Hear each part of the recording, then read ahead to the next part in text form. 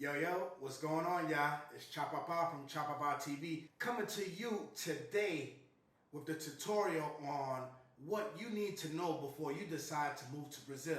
So let's Chapapa!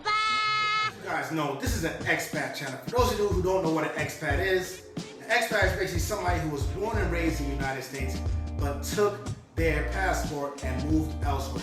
Whether it's South America, the Caribbean, Europe, Asia, wherever you just don't have those roots back in the States. A little bit about me. Right now I'm in Sao Paulo, Brazil, as you can see from the wonderful view behind me. And I wanted to do this video to help a couple of you guys who's been hitting me up, asking me, hey, Chapapa, what do I need to move to Brazil?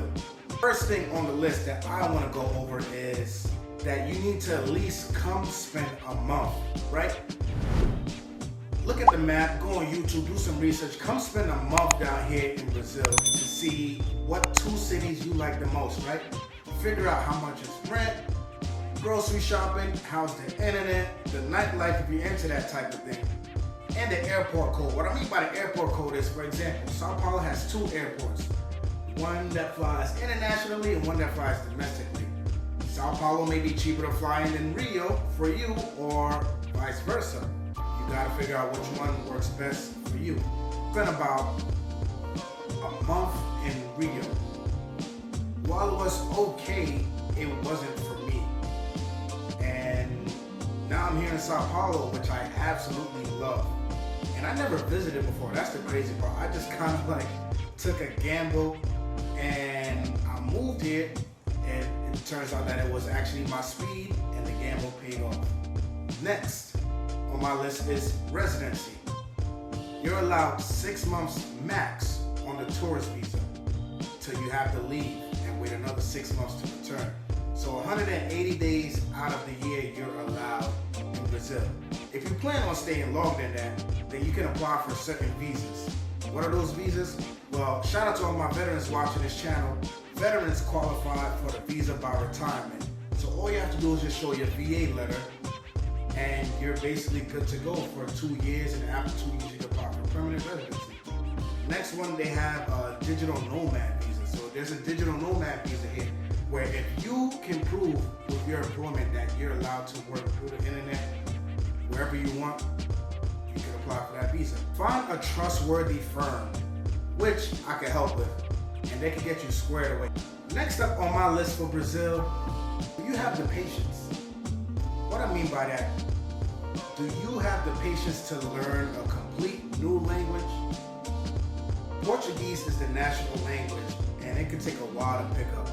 While living in the Dominican Republic, I developed my Spanish, and that helps me a little bit, but I could say Portuguese is definitely difficult. Different compared to those who have more experience in the Dominican Republic or any other island in the Caribbean.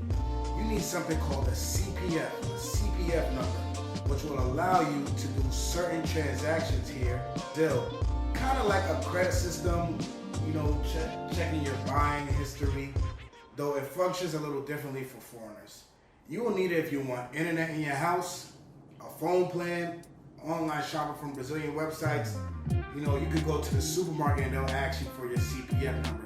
So definitely keep that in mind. I got my CPF number on my tourist visa. To find out more on how to do that, make sure you guys send me an email.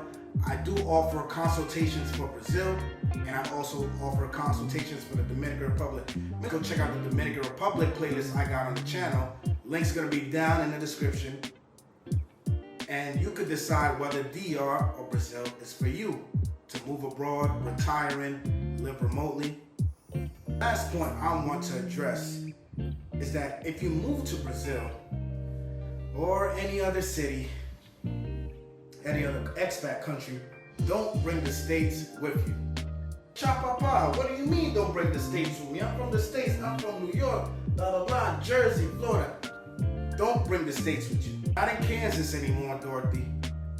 Learn the language and the culture, and you can see how much the world just opens up to you wherever you're at.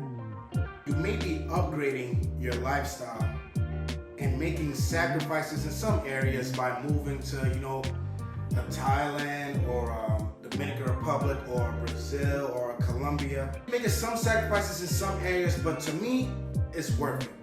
I've been living abroad for 3 years, now in my second country, second home, and it's one of the best decisions I ever made in my life, and I've never looked back.